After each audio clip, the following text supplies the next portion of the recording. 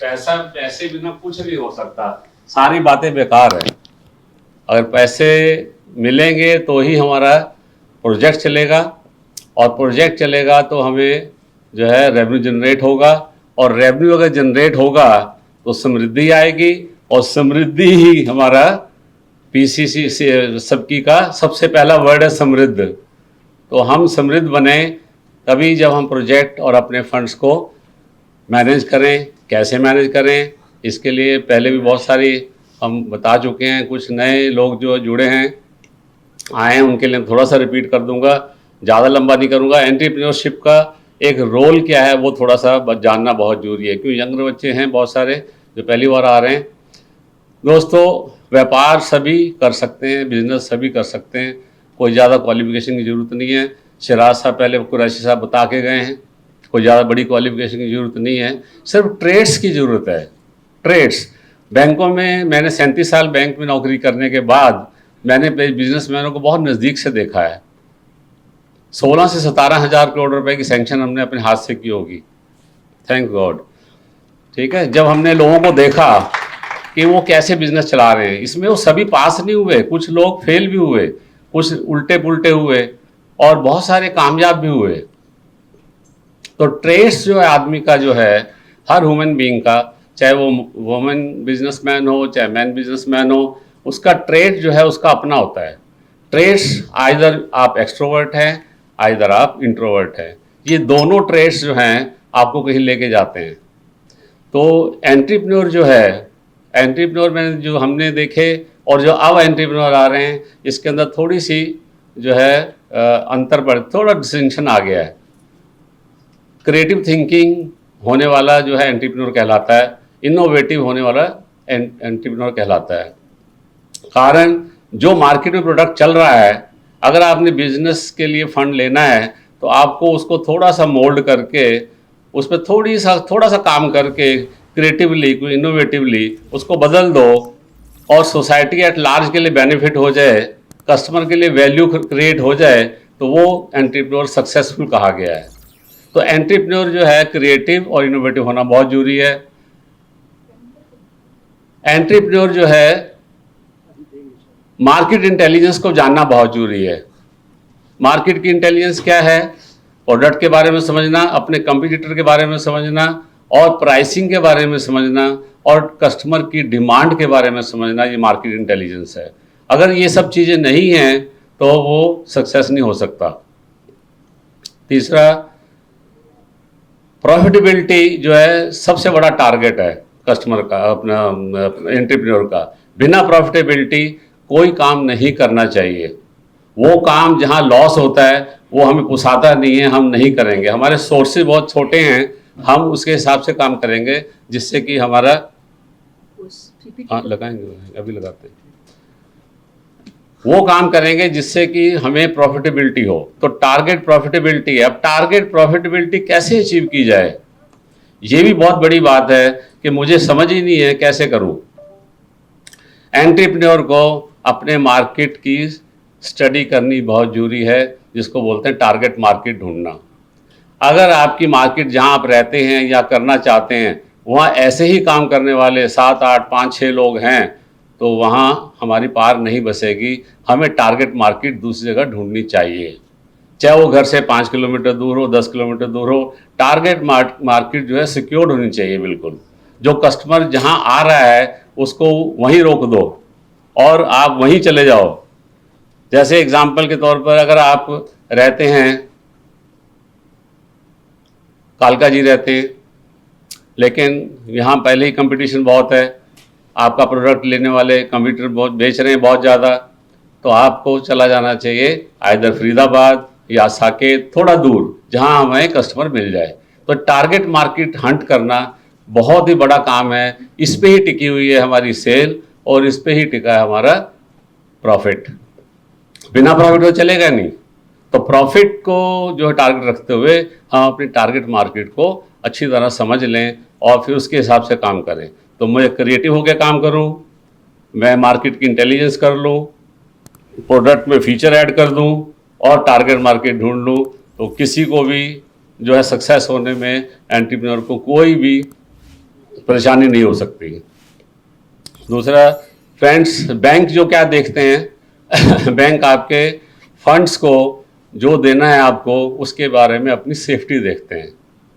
तो आपको बैंक में जब जाना है तो अपना होमवर्क करके जाना चाहिए।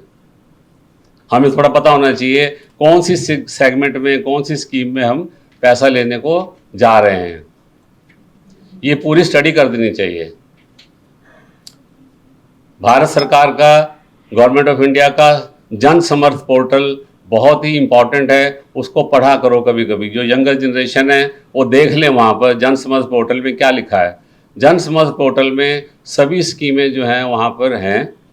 आप जिस स्कीम को पढ़ना चाहते हो, जिसमें आपका प्रोजेक्ट फिट होता है, उस स्कीम के डॉक्यूमेंटेशन की फॉर्मेलिटी निकाल लो, डाउनलोड कर लो, डॉक्यूमेंट तैयार करो और वहाँ देख लो कि मुझे रिक्वायरमेंट क्या लगेगी। तो ऐसे अगर आप इन्फॉर्मेटिव होके अपना होमवर्क करके जाएंगे और अपना सिविल स्कोर ठीक करो, और आपको जन समर्थ पोर्टल से जो दिखा है कि मुझे इतना मार्जिन चाहिए, वो मार्जिन की तैयारी करो। मैंने पहले पिछले सेशन में बताया था कि 5C पे काम करके जाना चाहिए। अपना कैपिटल, अपना हिस्सा जो है डालना, वो होना चाहिए हाथ में, अदरवाइज बैंक जो है आपको डिक्लाइन करेगा प्रपोजल। सिविल स्कोर 700 से ऊपर होना चाहिए। कोर कॉम्पिटेंसी, जो भी काम करना जा रहे हो उसका थोड़ा सा तजर्बा, कोई सर्टिफिकेट, कोई हाथ में एटलीस्ट ABC आपको पता होना चाहिए। ये मैं काम करना चाहता हूँ या चाहती हूँ, तो मुझे इसके बारे में पता है, क्यों बैंक आपसे क्वेश्चन पूछेगा ही। और जो कंप्लायंसेस हैं आज की डेट में सब ऑनलाइन हो गई है। जैसे उद्यम रजिस्ट्रेशन करना है, करना ही है। GST ऑप्शनल है, ले लोगे तो रेपुटेशन बढ़ेगी आपकी। और जो है शॉप इस्टेब्लिशमेंट रजिस्ट्रेशन और FSI लाइसेंस अगर खाने के आइटम है तो ये सारी कंप्लायंस में आता है। कंप्लायंस को भी आपने मद्देनजर रखना है, तो बिना कंप्लायंस के आज की डेट में व्यापार या बिजनेस या मैन्युफैक्चरिंग नहीं हो सकती। और जो लास्ट C जो है वो आपको देखना कि मेरा प्रोजेक्ट जो है प्रॉफिटेबिलिटी में है कि नहीं है। अगर मुझे प्रोजेक्ट रिपोर्ट में लॉस आ रहा है तो मैं वो काम नहीं करूं, उसको ठीक कर लो प्रोजेक्ट को, और प्रोजेक्ट को प्रॉफिटेबिलिटी एंगल के हिसाब से ही बैंक में दिया जाए। अगर बैंक में दोगे ऐसे ही और लॉस हुआ तो बैंक डिक्लाइन कर देगा। तो ऐसे अपना होमवर्क करके अगर आप जाते हो, जन समर्थ पोर्टल से पूरी जानकारी ले लें, और लेने के बाद अगर आप ऐसे अपनी तैयारी करते हो तो कोई डाउट नहीं है कि आप जो है इसको नहीं कर सकते। एंटरप्रेन्योरशिप, अपना बिजनेस बड़े आराम से चला सकता है। अभी कुछ ऐसी स्कीमें हैं जो कि खुली हुई हैं। जरूरी नहीं है कि हमें PMAGP में रहना है या हमें मुद्रा में रहना है, बड़ों में भी जा सकते हैं, स्टैंड अप इंडिया तक जा सकते हैं। स्टैंड अप इंडिया का 1 करोड़ तक के प्रोजेक्ट जो हैं लग सकते हैं। मैन्युफैक्चरिंग सिर्फ मार्जिन ज़्यादा है, थोड़ा 25% मार्जिन देना पड़ेगा। बाकी स्कीम छोटी छोटी स्कीम है उनके अंदर भी है, पर लेकिन बड़े प्रोजेक्ट अगर लग सकते हैं तो बड़ों में लग सकते हैं। अब जो UP में जो देखो, वहाँ गवर्नमेंट ने थोड़ी सी वो दी हुई है, अलग से स्कीम खोली हुई है, ODOP, 1 डिस्ट्रिक्ट 1 प्रोडक्ट। हर डिस्ट्रिक्ट का जो है अलग अलग प्रोजेक्ट को ईयर मार्क किया हुआ है। जैसे गाजियाबाद है, गारमेंट है, इंजीनियरिंग इंडस्ट्री है। ऐसे नोएडा भी leather footwear, garment industry, engineering product है। ऐसे अलग अलग तरह की हैं। सिमिलरली PFME जो है एक स्कीम है, प्राइम मिनिस्टर फूड प्रोसेसिंग की स्कीम है, उसमें 35% सब्सिडी है दोस्तों। अगर आपने प्रोसेसिंग करना है, कोई फल लेकर उसका जूस निकालना है या उसका पल्प निकाल के बेचना है या मसाले हैं, इस प्रोसेसिंग के सारे जितने भी यूनिट हैं इसमें 35% तक की सब्सिडी है। तो ये बहुत अच्छा एक आइडिया है, अगर कर सकते हैं तो इनको आप बड़े आराम से अपना प्रोजेक्ट बनाएं और सक्सेस हो सकती है। पर एक ही ध्यान रखना है कि रॉ मटेरियल अवेलेबिलिटी है कि नहीं है। अगर रॉ मटेरियल अवेलेबिलिटी है आसपास तो आपकी कॉस्ट ऑफ प्रोडक्शन कम होगी, आपकी प्रॉफिटेबिलिटी बढ़ जाएगी, और प्रॉफिट ही मेरा टारगेट है। एंटरप्रेन्योर प्लीज जान लें, बिना प्रोजेक्ट के काम प्रॉफिटेबिलिटी काम चलेगा नहीं। हो सकता है शुरुआत में थोड़ा थोड़ा हो, स्टेबलाइज हो जाएगा, सस्टेनेबल हो जाएगा। टाइम टू कम 2 साल के बाद तो आपको इमीडिएट अच्छे प्रॉफिट में रहना चाहिए, तभी बिजनेसमैन सक्सेस हो सकता है। तो दोस्तों ये था जो है हमारे पास इसका एंटरप्रेन्योरशिप के बारे में कि एंटरप्रेन्योरशिप कैसे डिसाइड करें। सो एंटरप्रेन्योरशिप एक जोखिम भरा खेल है, इसके अंदर 3 तरह के रिस्क इन्वॉल्व हैं, चाहे आप मैन्युफैक्चरिंग हैं, चाहे आप सर्विस प्रोवाइडर हैं, जो भी बिजनेस करने जा रहे हैं 3 तरह के रिस्क इन्वॉल्व हैं। नंबर 1 रिस्क है जो हम बैंकों में देखते हैं, जो बैंक देखता नज़दीक से, वो है ऑपरेशनल रिस्क। ऑपरेशनल रिस्क, पैसा आप ले लेंगे, सोर्स क्रिएट कर लेंगे, लेकिन हो सकता है आपसे ऑपरेशन ठीक ना चले, तो ये रिस्क इन्वॉल्व है। दूसरा रिस्क है फिनेंशियल रिस्क, आपको जो बिजनेस कर रहे हैं उसमें प्रॉफिटेबिलिटी आएगी कि नहीं आएगी, ये रिस्क है। आपका कॉस्ट ऑफ प्रोडक्शन क्या है, मार्केटिंग एक्सपेंसेस क्या आते हैं, उससे आपका मार्जिन थिन है या अच्छा मार्जिन है, ये बैंक जो है इसको उस हिसाब से देखता है कि फिनेंशियल रिस्क कितना है इसके अंदर। और तीसरा जो है वो आता है मार्केटिंग रिस्क, वो आपके भी कंट्रोल में नहीं है और बैंक के भी कंट्रोल में नहीं है। एज ए रिज़ल्ट हमें पता नहीं है डिमांड सप्लाई गैप क्या होगा, कस्टमर की जो है प्रेफरेंस निकलेगी कि नहीं निकलेगी। हमारा प्रोडक्ट आज तो हो रहा है एक्सेप्ट, हो सकता है 6 महीने में 1 साल में ये टर्न कर जाए, बदल जाए, तो there is always demand supply gap. ये मार्केट रिस्क जो है ये भी 3 तरह के रिस्क हैं।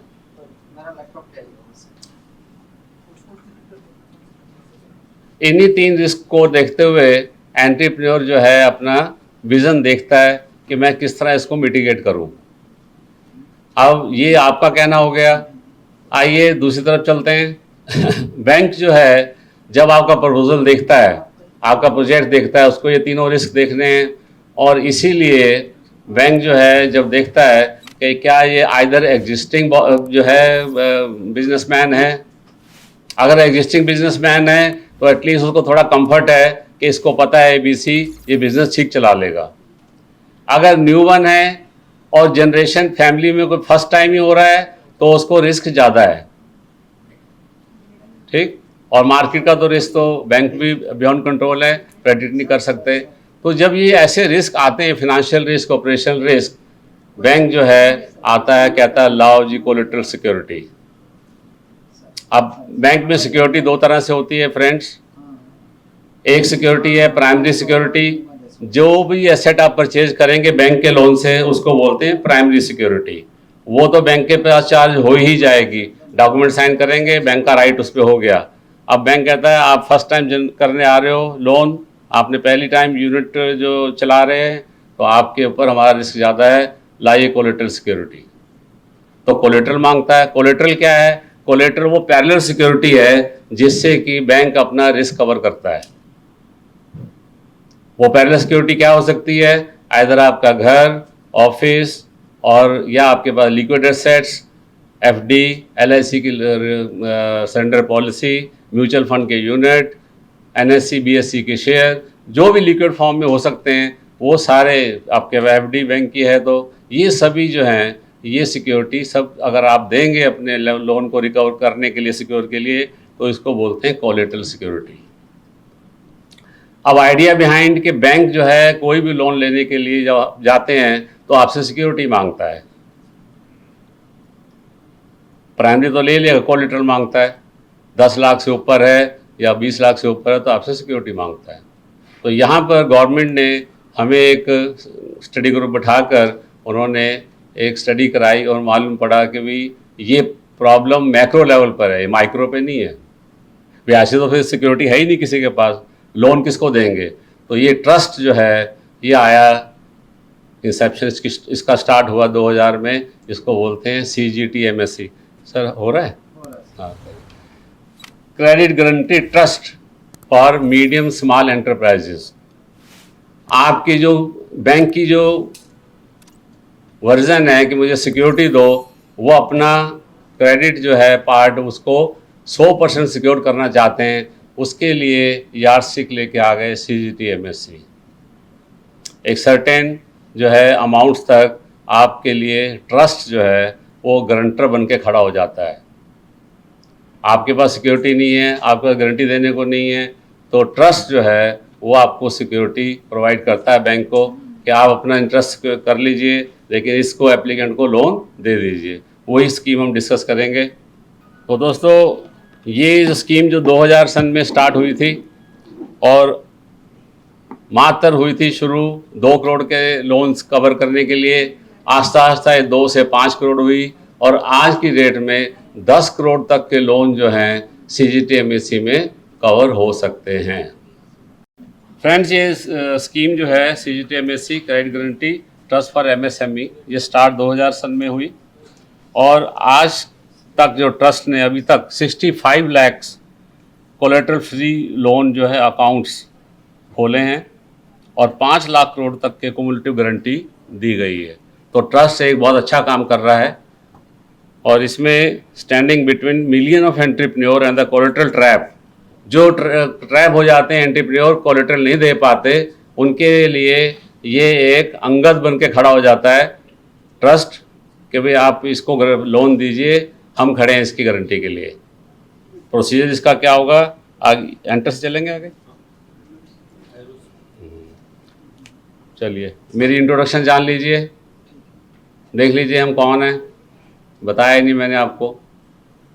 37 ईयर की सर्विस करने के बाद, पंजाब नेशनल बैंक से रिटायर होने के बाद हम लोग आपके बीच में हैं और हम सबकी के बहुत आभारी हैं कि सबकी समय समय पर सेमिनार करके और आप जैसे जो है यंगर एग्जिस्टिंग सबको बुलाते रहते हैं और हम नई नई चीज़ें आपको बताते रहते हैं।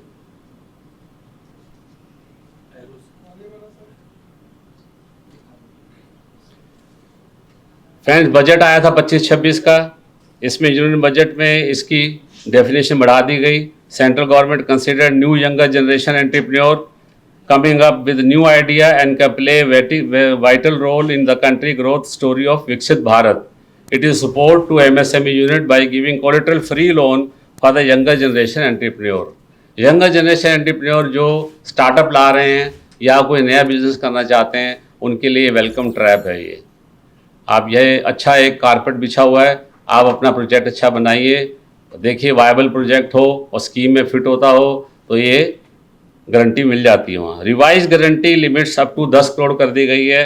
रिस्ट्रक्चर्ड फी स्लैब भी जो है फी के थोड़े कम कर दिए गए हैं। Push toward digital onboarding for member lending institution. Member lending institution जितने भी FIs और बैंक्स हैं वो सब इसमें कवर्ड होते हैं। The scheme is actively reposition as India front line credit inclusion tool. ये चाहते हैं जिसको क्रेडिट चाहिए वो इसमें कवर हो सकता है, इंक्लूजन हो जाएगा। ऐसे कोई ना कहे कि मुझे लोन नहीं मिला, क्योंकि यहाँ जो है कोलेटरल फ्री लोन है तो मिल सकता है बड़े आराम से। What is CGTMSE guarantee? CGTMSE scheme is a credit guarantee program jointly established by Government of India or Ministry of MSME and SIDBI, Small Industrial Development Bank of India in August 2000. Its core purpose is simple. It's guarantee a portion of the loan taken by micro और small entrepreneur. Micro entrepreneur जिसके project की cost 25 lakh तक का है उसको micro entrepreneur कहा जाता है। तो वोमेन एंटरप्रेन्योर और मैन एंटरप्रेन्योर अगर माइक्रो क्रेडिट चाहते हैं तो 25 लाख तक के प्रोजेक्ट जो इसमें बड़े आराम से कवर हो जाते हैं। और इससे ऊपर जो हैं वो स्मॉल एंटरप्रेन्योर इसमें आ जाते हैं। The borrower does not need to provide collateral और थर्ड पार्टी गारंटी। कोई किसी को गारंटी या थर्ड पार्टी गारंटी और कोलेटरल देने की कोई ज़रूरत नहीं है। The bank lends to you without security. If you default CGTMSE compensate the bank up to the guarantee percentage. This de risk the lender. इससे जो है जो लेंडर है आपका बैंक जो है उसका रिस्क कम हो जाता है। मैंने रिस्क बताए थे आपको, ऑपरेशनल रिस्क, फिनेंशियल रिस्क और मार्केट रिस्क। ये तीनों रिस्क बैंक के माइंड में हैं। जैसे आपके पास रिस्क है उसके पास भी रिस्क है, लेकिन उसका फिनेंशियल रिस्क यहाँ कवर हो गया, बैंक जो है कवर हो जाता है, वो आपको लोन सैंक्शन कर देता है।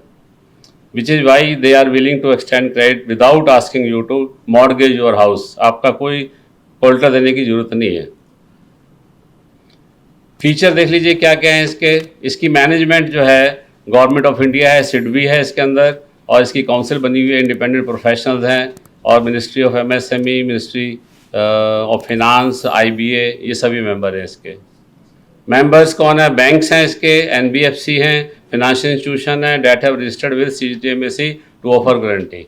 अब यहाँ आपको स्मार्टली ज़रा सोचना है। अगर आपको किसी बैंक से आपका पटती नहीं है, नहीं उसके साथ आपका ट्यूनिंग बैठता, अगर आप NBFC में जा रहे हैं तो NBFC से पहले पूछ लें क्या आप CGTMSE के मेंबर हैं। वो बताएगा कि हाँ हम हैं मेंबर। अगर मेंबर हैं तो वो आपको इसमें कवर कर लेगा, अगर वो मेंबर नहीं है तो वहाँ पर लोन लेने की ज़रूरत नहीं है। प्लीज़ ये आपको, you have to act smartly. अभी कई देखो चीज़ें हैं कि बहुत सारे बैंक, प्राइवेट बैंकों ने अपनी एनबीएफसी खोल ली हैं। एचडीएफसी ने एचडीबी खोली हुई है, आईसीआईसीआई ने भी खोली हुई है, एक्सिस बैंक ने भी खोली हुई है, और बहुत एक्टिवली ये बाहर है। जितना पब्लिक सेक्टर बैंक नहीं घूमता इतनी इनकी एनबीएफसी घूमती हैं। ठीक है ना। तो ये एनबीएफसी अगर आते हैं आपके पास, अगर आपको जाना पड़ता है, अप्रोच करना पड़ता है, तो आप उनसे पूछ लें कि एनबीएफसी अगर आपका सीजीटीएम में से मेंबर्स हैं कि नहीं है, क्योंकि वो आपसे कोलेटरल मांगेगा तो आपने कोलेटरल देनी ही नहीं है, तो कवर यहाँ होगा अगर वो मेंबर होगा। तो ये टर्म लोन मशीन के लिए, फिक्स एसेट्स के लिए, और साथ साथ जो है वर्किंग कैपिटल के लिए कंपोजिट लोन होना चाहिए। That is better.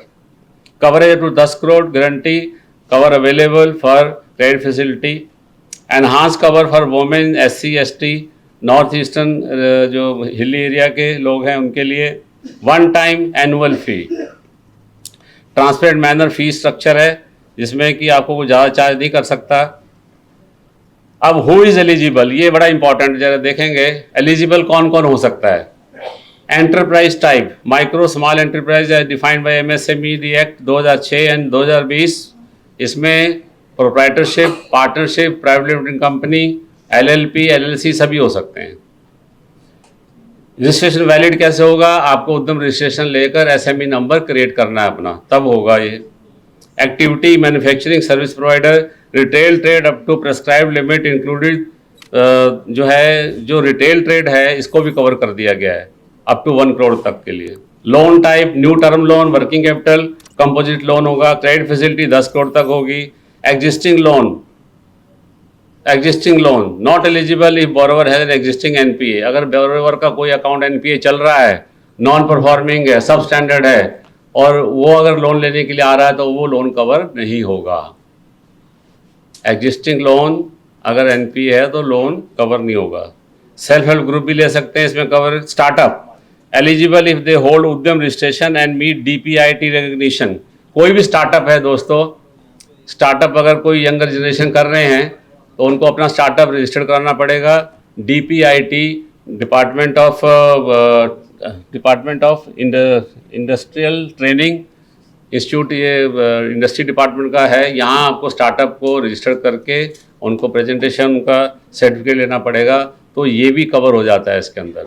स्टार्टअप का मतलब ये नहीं कि स्टार्टअप जो नया बिजनेस करते हैं हम स्टार्टअप कह देते हैं। स्टार्टअप ये है गवर्नमेंट के ड्यूली रजिस्टर्ड कोई ऐसा प्रोडक्ट जो आपने दे दिया, गवर्नमेंट को पसंद आया, उनकी डीपीआईटी ने आपको सर्टिफिकेशन कर दी, नंबर दे दिया, तो वो स्टार्टअप बनता है। तो उसके लिए जो है ये फंड्स अवेलेबल है यहाँ। Who is not eligible, medium enterprises नहीं एलिजिबल, एग्रीकल्चर एक्टिविटी एलिजिबल नहीं है, एजुकेशन इंस्टीट्यूशन एलिजिबल नहीं है, retail trade loan above the revise ceiling, वहाँ 1 करोड़ तक के कवर था, 1 करोड़ से ऊपर जो है वो नहीं अवेलेबल है। Borrower with wilful default history, जिसका सिविल ठीक नहीं है, विलफुल डिफॉल्ट है, सब स्टैंडर्ड अकाउंट चल रहे हैं, लॉस अकाउंट चल रहे हैं या डाउटफुल अकाउंट चल रहे हैं, वो एलिजिबल नहीं है। Loan already covered under any other credit guarantee scheme, वो भी नहीं इसमें एलिजिबल है। तो ये एलिजिबल और नॉट एलिजिबल, ये दोनों डेफिनेशन आपके सामने रखी जिससे क्लैरिटी मिल जाए कि हम इसमें एलिजिबल हैं कि नहीं।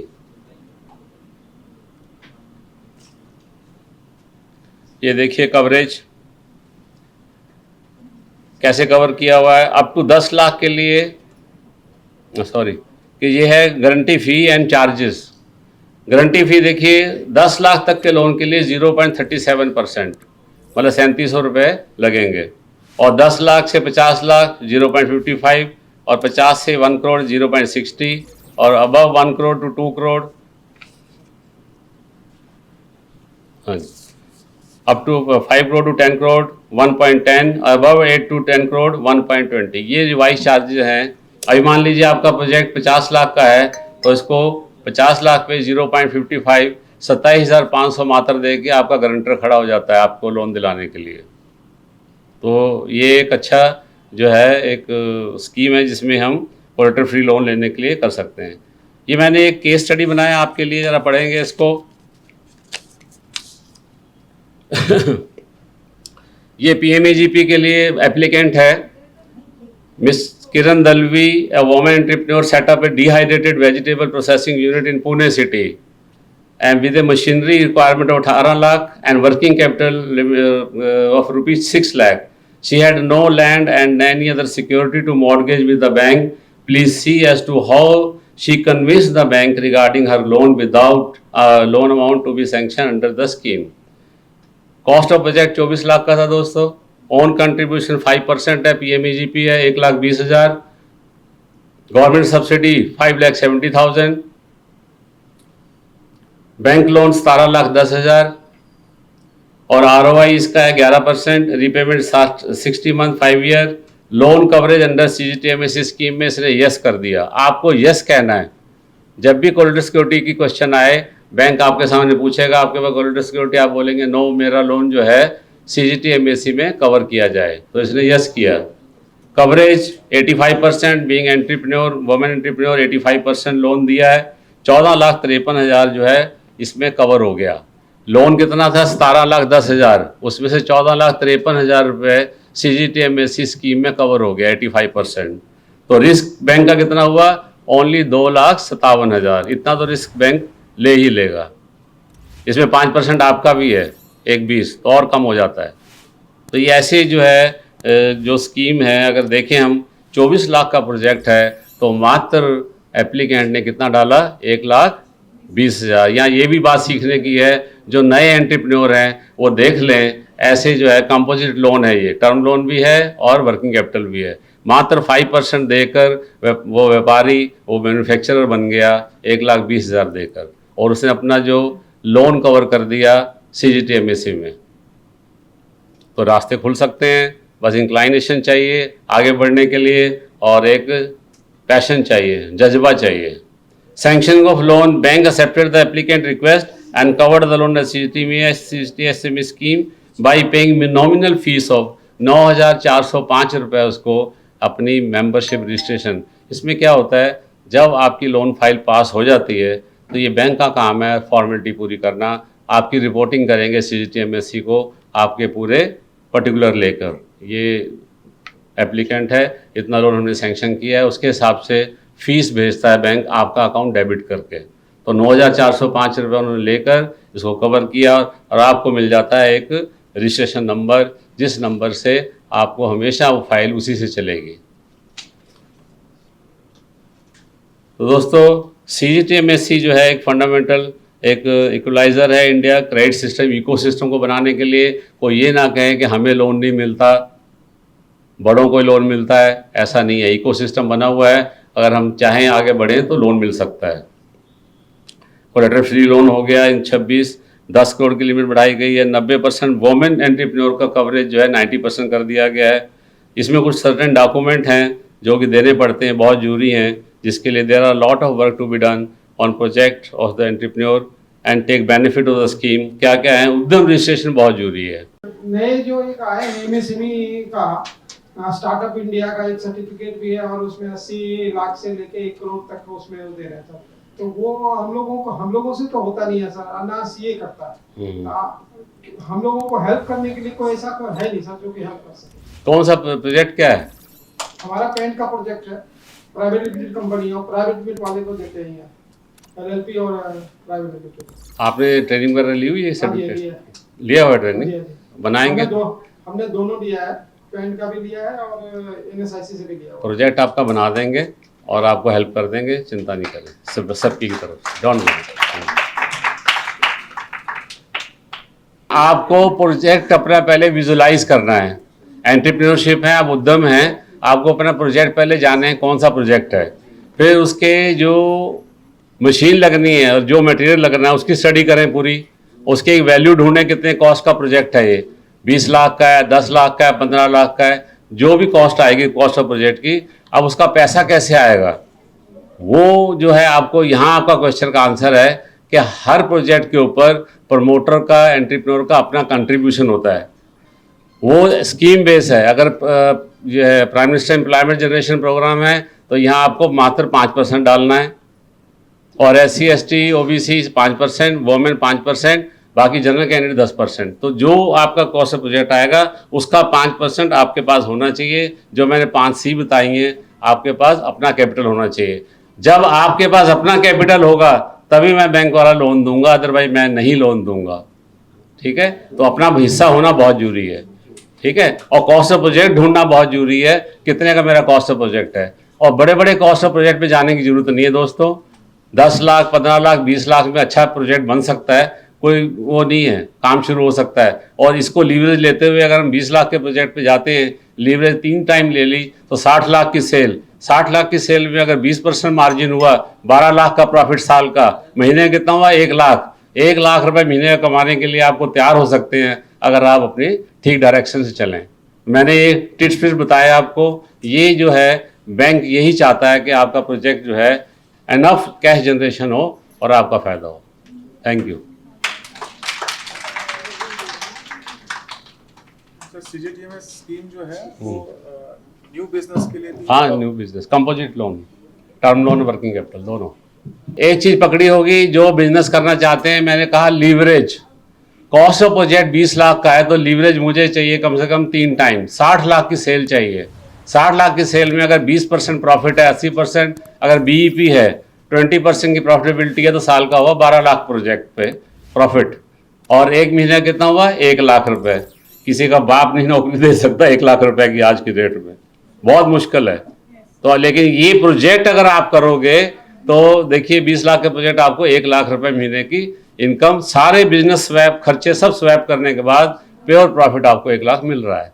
तो सोचिए ध्यान से कि प्रोजेक्ट आप कौन सा करना चाहते हैं, उसकी वैल्यू क्या है। हाँ जी सर, मेरा प्रिंटर कार्टेज का काम है कंप्यूटर के साथ, तो अभी मैं रेंट का स्टार्ट करने के चक्कर में हूँ। सोच भी रहा हूँ, प्लानिंग भी है, तो इसको मैं वेबसाइट के थ्रू करूँ या लोगों के पास जाकर के करूँ? मैं इसको थोड़ा सा बड़ा करना चाहता हूँ। अभी क्या कर रहे हैं आप? अभी तो मैं एक कंपनी के साथ टाई हूँ, तो उसके साथ में मेरे को कम से कम 15-20 दिन में फ्री होता हूँ, कंप्लीटली फ्री। तो मैं सोच रहा हूँ कि ट्रेड ही मेरा ये है, प्रिंटर कार्टेज, रेंट, लैपटॉप वगैरह का। तो मैं इसको सोच रहा हूँ कि मैं इसको ऑनलाइन जाऊँ या वेबसाइट से करूँ या इंडिया मार्ट से करूँ, क्योंकि जस्ट डायल वगैरह पे तो चोर बाजारी ज़्यादा है। तो आप इसमें ट्रेडिंग करेंगे, वो अपना कुछ सर्विस प्रोवाइडिंग कर रहे हैं, रिपेयर वगैरह नहीं कर रहे? नहीं, रिपेयर भी करेंगे, मगर अभी रेंटल का शूट करेंगे। देखो आपके लिए अभी सुबह जो सेशन हुए थे उसमें एआई था ना। हाँ, एआई एजेंट जो है, आप एक टूल लगाइए, और मेरा नंबर मैंने नोट कराया अभी शायद, है ना। तो एआई एजेंट टूल लीजिए, वो लीड जनरेट करेगा आपके लिए। जिस एरिया में आप ऑपरेट करना चाहते हैं और नंबर ले लो और उस नंबर को वहाँ फीड करो एआई एजेंट में, आपको लीड जनरेट होके आएंगी। आपको जाने की ज़रूरत नहीं है, वेबसाइट अपनी बना लीजिए, उसको इनेबल करिए अपने ई कॉमर्स के साथ, और जितने भी लीड आएंगी उसके हिसाब से आप अपनी सेल करिए। बाहर जाने की ज़रूरत नहीं है, एआई ने बहुत ज़्यादा कर दिया है। एआई से ये होगा कि आपको जो लीड आएंगी उसको कस्टमर की डिमांड सुनकर उसको सप्लाई करनी है। और जैसे कि गवर्नमेंट डिवीजन में जाने के लिए, गवर्नमेंट में जाने के लिए तो फिर आपको ये गवर्नमेंट का डिपार्टमेंट जो है उसको जेम के थ्रू जाना पड़ेगा। गवर्नमेंट ई प्रोक्योरमेंट में वो डिपार्टमेंट जो है 2 लाख तक के, 5 लाख से नीचे की परचेज, जेम पर ऑथराइजेशन मांगते हैं। नहीं सुनो, ऐसा है, जेम के ऊपर 2 से 5 लाख की परचेज साल की है, वो वहाँ जो हेड होते हैं उनकी पावर होती है। आप उनसे रिलेशन बनाइए, निकलिए। जब बड़े हैं तो वहाँ टेंडर आएगा, आपको 2 से 5 लाख के नीचे छोटा सामान आपका बड़े आराम से बिक सकता है। रिलेशन बनाना, लाइसेंस बनाना बहुत जरूरी है। लाइसेंस बनेगा तो ही बनेंगे। और वो एआई एजेंट टूल रखिए, इससे आप जो ओपन सेल करिए लोगों का, ठीक है ना, बढ़ सकते हैं।